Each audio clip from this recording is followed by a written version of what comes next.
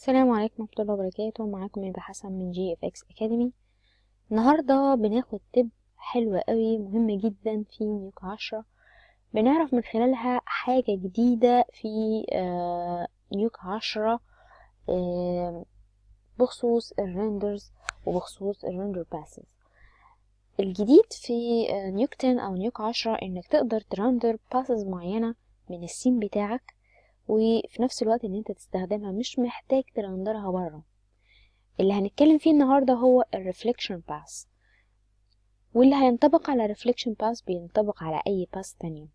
كان في الاول بيبقى فيه بلجن الريندر مان اللي بتضطر ان انت تنزله للنيوك وكده، لكن دلوقتي بدأ يبقى فيه مع نيوك 10 بدأ ينزل جديد for free الريندر مان انجن، واللي هنستخدمها علشان تطلع بيها الريفليكشن.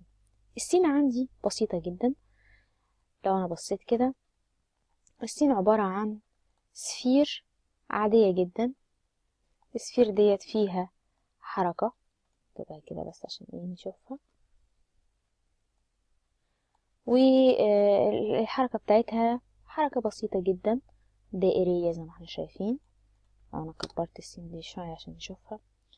عبارة عن حركة دائرية بسيطة جدا. المفروض ان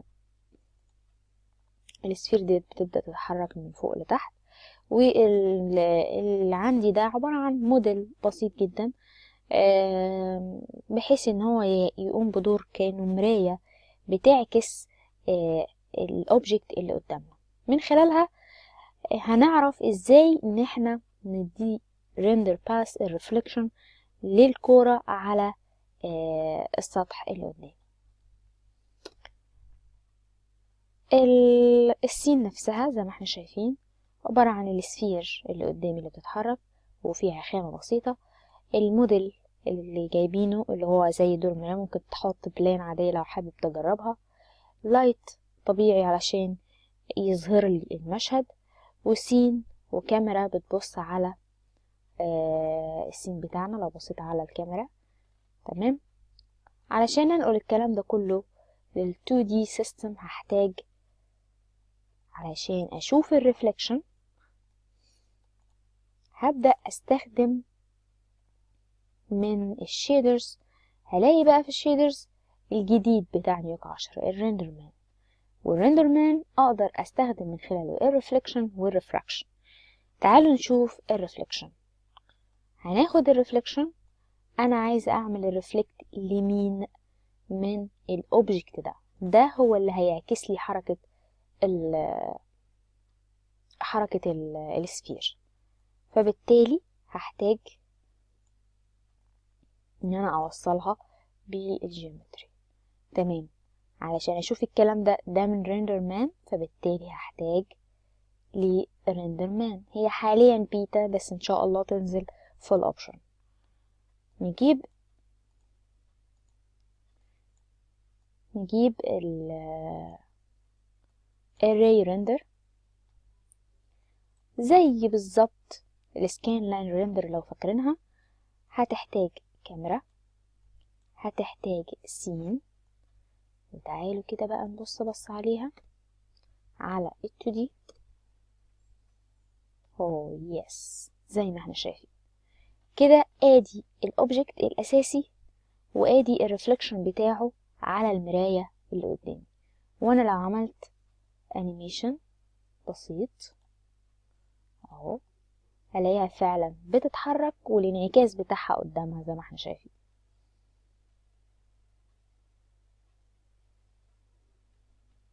تمام.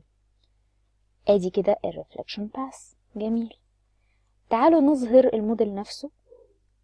الموديل مش ظاهر لانه ببساطة ملوش خامة، فتعالوا نديله خامة صغيرة. عشان نديله الخامة مبدئيا كده نيجي هنا، هنروح للشيدرز وندور على apply material عشان يقبل ماتيريال اصلا. طبعا الماتيريال هتبقى من هنا.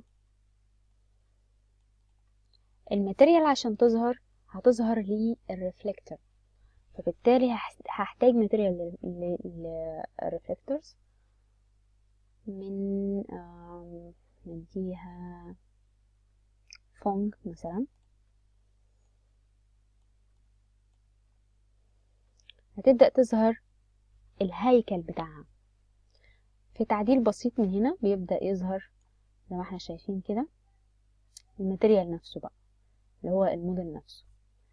وطبعا بالتغيير في الكاركترستكس بتاعة الفونج بيبدأ يتغير معايا هنا. يعني انا ممكن مثلا اخلي الديفيوز بلون معين، كل الاجزاء اللي فيها ديفيوز تبقى بلون معين زي ما احنا شايفين حاجة كده، او الاميشن نفس الكلام، او كل الالوان اللي عندي هنا. تمام. ممكن كمان استعير التشيكر بورد ديت بيست. تمام. واديلها بقى كله هنا كده، وبرضه هيساعدني، بس هي هنا ايه هتغمقها اكتر. خلينا نعتمد على الالوانها هي بس احسن.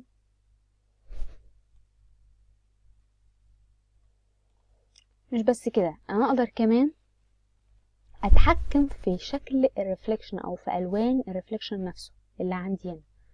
فلو جيت للريفلكتورز او للريفليكشن وجيت هنا للكالر بتاعي، اقدر ان انا اغير الريفليكشن نفسه. انا عايزاه مثلا الريد بتاعه، عايزه جرين اقل او اكتر. شايفين؟ فاذا تقدر تتحكم وتغير لون الريفليكشن بتاعك،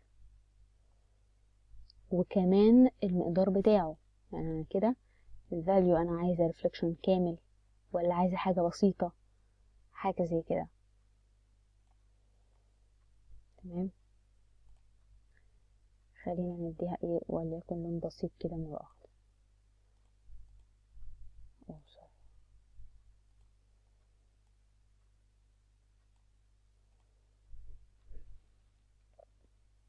حلو جدا.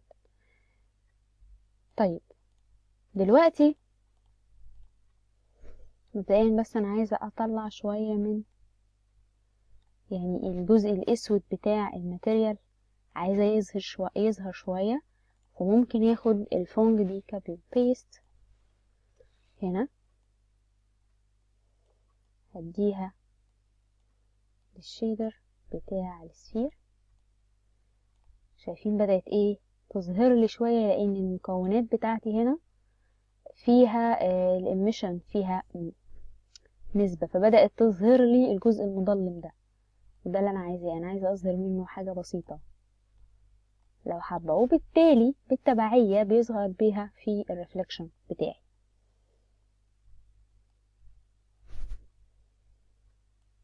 تمام. طيب جميل جدا كده، ظهرنا الريفلكشن، غيرنا في اللون بتاعه، ظهرنا الاوبجكت اللي بيحصل فيه الريفلكشن نفسه زي ما احنا شايفين. جميل. دلوقتي عايزين نعمل فاينل ريندر للكلام ده. عايزة ارندر كل حاجة من المشهد اللي قدامي، كل كومبوننت من المشهد اللي قدامي، بحيث ان انا عايزة اعمل له مالتي كومبوزيت لوحدي في بروجكت تاني، او اني اتحكم بشكل فري في كل حاجة فيه. عايزة اتحكم في الديفيوس لوحده، عايزة اتحكم في السبيكلر لوحده، في الريفليكشن اللي قدامي ده لوحده، وهكذا. هل في امكانية الحكاية دي؟ في امكانية ان انت بعد ما عملت باص جديد جوه نيوك تقدر ان انت ترندره لوحدي، وكمان تتحكم فيه في الكومبوزيت بتاعك. طيب تعالوا نشوف الكلام ده ازاي. لو فتحت الري تريس او الري ريندر الجديد، هتلاقي من ضمن الكومبوننت AOVS ديت خاصة بالباسز اللي بتتعمل في المشهد بتاعك. انا عندي هنا اللي خاصين بالريندر نفسه، ومن اول الديفيوز والسبيكلر والريفراكشن والإميسر اللي خاصين او اللي ناتجين من الاضاءة بتاعة المشهد. بس قبل ما نتعامل مع دول ونطلعهم، تعالوا نشوف الموشن بلر دي امكانيتها ايه. هل في امكانية ان انا اعمل موشن بلر؟ تعالوا نزوم هنا كده مثلا. هي الحركة بتاعتها بطيئة، بس نقدر نقول ان في حركة يعني تعتبر سريعة شوية في الحتة دي، في الجزء ده. فلو اخدت فريم متوسط عند 40 مثلا او عند 50، وعايزة اديله بقى موشن في الحتة دي بحيث برضو يترندر لوحده واستفيد بيه، ينفع؟ ينفع. ازاي؟ خلينا كده زوم عشان نبقى شايفين الدنيا بشكل اوضح. بتيجي للموشن بلر وببساطة بتغير في السامبلز، وليكن خليها 4 أو 5. بص اللي بيحصل، خليها 5 كمان. هتحسي ان في ايه؟ موشن، بس في نفس الوقت بدأت يبقى فيه بيكسلز حوالين الكورة بشكل مش حلو خالص. تحس ان هي مزجزجة. انا عايزة اتخلص من الزجزجة دي، عايزاها تبقى فيها سموثنس. هحتاج سامبلز تساعدني في الموضوع ده. اديها فين؟ هتديها في الري ريندر. تيجي في الري ريندر هنلاقي عندي هنا سامبلز، مكان للسامبلز بحيث تساعدك على السموثنس بتاعة المشهد. لو اديتها قيمة 4 أو 5 مثلا، شفتوا الفرق؟ رجع تاني الموديل، وفي نفس الوقت ايه؟ رجع سموث زي ما كان. افترض ان انا مش عايزة موشن خالص زي ما كان، قلت هنا خلي الموشن بتاعك 1 وخلي السامبلز بتاعتك 1. رجع تاني، او خليها حتى 2 عشان يبقى بس في سنة سموث عندي كده. لان اصلا الكاميرا بعيد، فهتحس ان المشهد نفسه مش كبير يعني. تعالوا كده نروح على 3D وقرب الكاميرا شوية صغيرة عشان الكرة فعلا صغيرة جدا.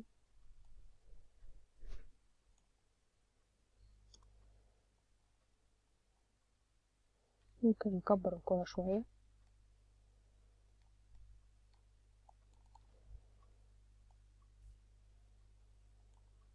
حاجة زي كده.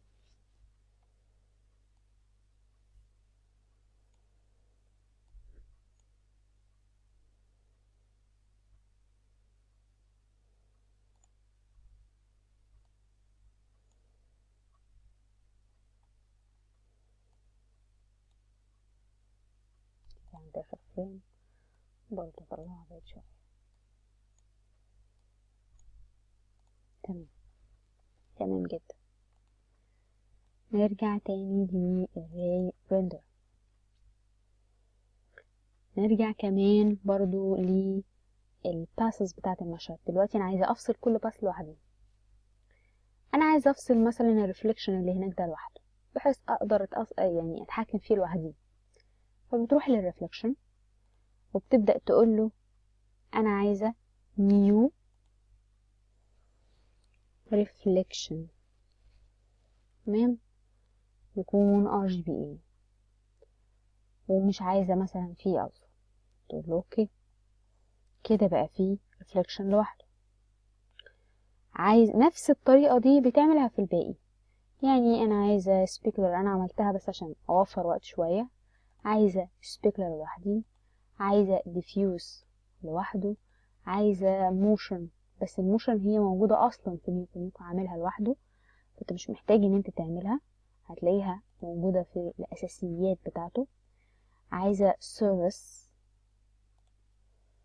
لا دي نورمال مش سيرفيس، هنا سيرفيس. عايزة emissive. كلهم معمولين بنفس الطريقة، نيو بتكتب وRGBA ويبقى كده عندك. ماشي، جميل. مجرد ما بتعمل الموضوع ده بتروح هنا هتلاقي الريندرز الجديدة بدأت تتضاف عندي هنا. لكن لو فتحت مثلا انا عايز اشوف الريفليكشن لوحده، فلو رحت لي الريفليكشن انا مش شايفاه اهو، مش هتلاقي اي حاجة. ليه؟ لان انت ما عطيتش الاوردر بتاع output EOVs.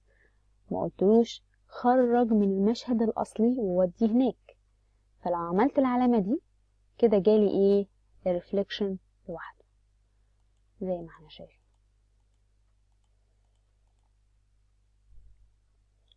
تقدر ادي شايف الريفليكشن، وادي ده الديفيوز، الاميسيف، كل الحتت اللي فيها لايت، النورمالز، السيرفيس،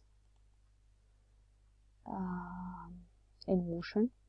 طبعا دي بس اللي فيها موشن، ما افتكرش في حاجة تانية نطلعها. طيب جينا للار جي بي اي، مفيش اي حاجة. ليه؟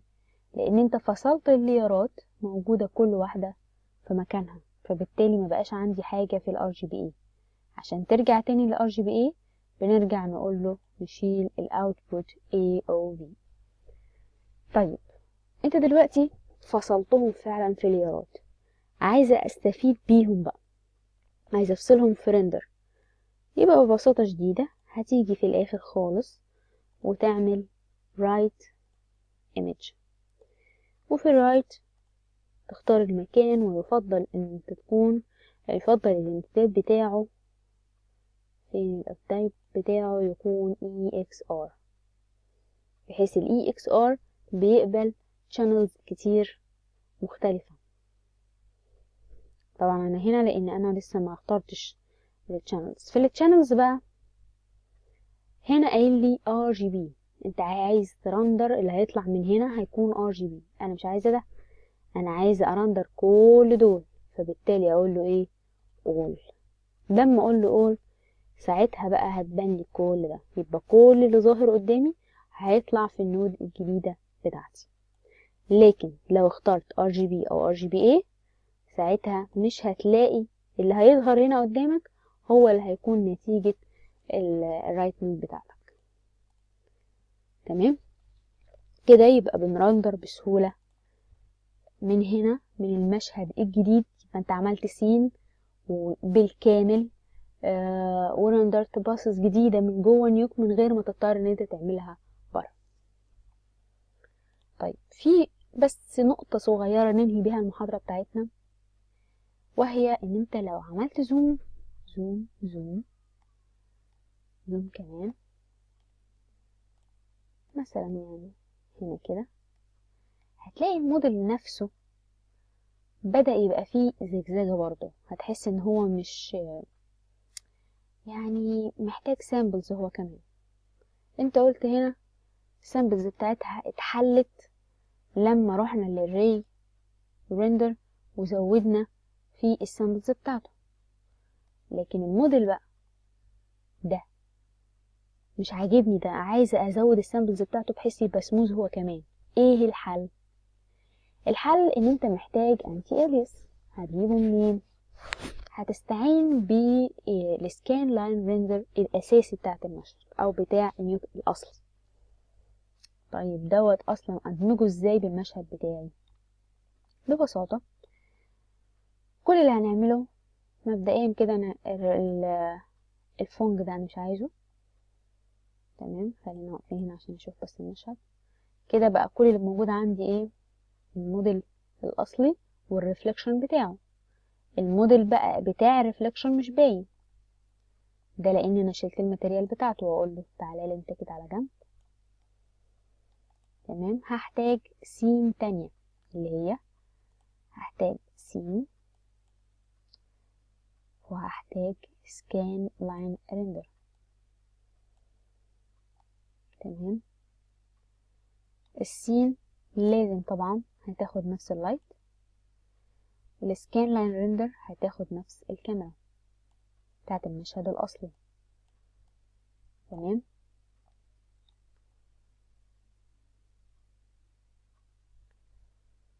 وفين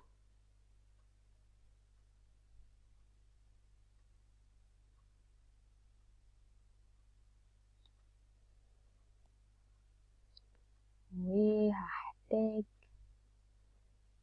ان بدل ما اوصل دول هنا لا هوصلهم هنا. تمام هي كده هنا مش ظاهرة. تعالوا احنا عايزين نبص في ده. تمام. ده هنا مفهوش ماتيريال، هديله ماتيريال اللي هي الفونج مثلا، هقول له كده، او حتى بلاش دول، خلينا ناخدهم 2 جداد. فين الشيدرز؟ apply material، apply material ديت هديلها فونج، والبايب التانية هتروح للموديل الأصلي بتاعي زي ما احنا شايفين. طب لغاية دلوقتي لسه في زجزجة، ما عملناش أي حاجة، ما استفدناش بحاجة في الموضوع ده. لا، ما احنا بقى هنفتح السكان لاين ريندر، وهتلاقي بقى الجديد الانتي الياس. لان زي ما احنا شايفين كده، مجرد ما تيجي هنا، مجرد ما تضغط بقى باللو، ولا هتلاقي كده الدنيا ايه، سموز وجميلة جدا جدا. لاحظ الفرق تاني اهو، كده جميل جدا. كده انا استفدت بالميزة بتاعته. جميل. انا بقى عايزة اضيف ده للمشهد بتاعي ويحل محل اللو بولي التاني اللي في المشهد الاصلي. ماذا نفعل؟ ميرج، بالظبط كده. في منكم نسأل ميرج، فببساطة ادي المشهد الاصلي وادي اللاير الجديد بتاعي، فهاجي هنا واقول له ميرج، ادمج لي ده مع ده، واعمل لي الاتنين مع بعض بلس. اي حاجة فيها دمج لايت لازم يبقى بلس، واقول له تيجي كده بالطريقة دي.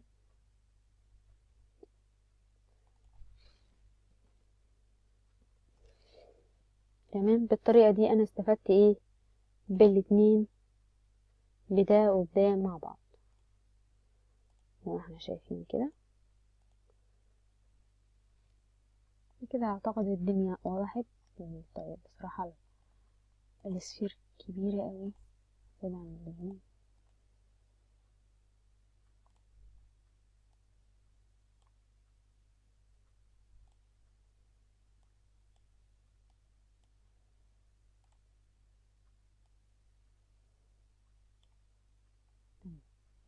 اتمنى تكون الدنيا وضحت عندي هنا في موضوع اكبر واهم ميزة واحسن ميزة من مميزات نيوك 10 في ان انت تقدر تعمل باسز جديدة للسين بتاعك، وبالتالي تستفيد بيه، تعلي في جودته، تفصل في الليرات بتاعته او الباسز بتاعته، وبحيث ان انت بعد كده تقدر تعمل لها كومبوزيت سليم بمنتهى الحرية. وازاي ان انت تحاول تستفيد بالسامبلز او تزود السامبلز علشان تعلي من جودة السين بتاعك بعد ما بتضيف الريفلكشن جوه النيوك، بدون الاحتياج ان انت تروح بره لاي برنامج تاني. ان شاء الله قريب هنكمل مع بعض برضو في تيب جديدة في النيوك، سواء كان في نيوك 10 او في نيوك عموما، تكون حاجة تساعدنا اكتر على الشغل بشكل اسرع واحسن في البرنامج الرائع في نيوك. اشوفكم قريب ان شاء الله. شكرا، السلام عليكم.